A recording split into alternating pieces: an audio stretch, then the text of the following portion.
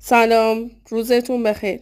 یه غذای فرانسوی فوق‌العاده خوشمزه و راحت براتون آوردم که این غذا رو میتونین تو مهمونیاتون به عنوان دورچین غذاهاتون استفاده کنید یا به عنوان صبحانه به همراه تخم مرغ سرو کنید. البته روش‌های پخت دیگه‌ای هم برای این غذا هست. این ویدیو راحت ترین روش رو براتون گذاشته. اگه چرب بودن غذا براتون مهم نیست میتونین از خامه هم استفاده کنین و داخل شیرتون خامه هم بریز. زمان پخت غذا در فر حدود 10 تا 15 دقیقه هسته.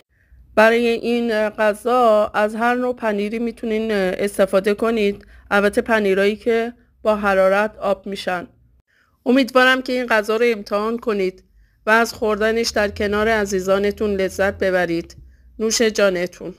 ممنون میشم که از کانالم حمایت کنید.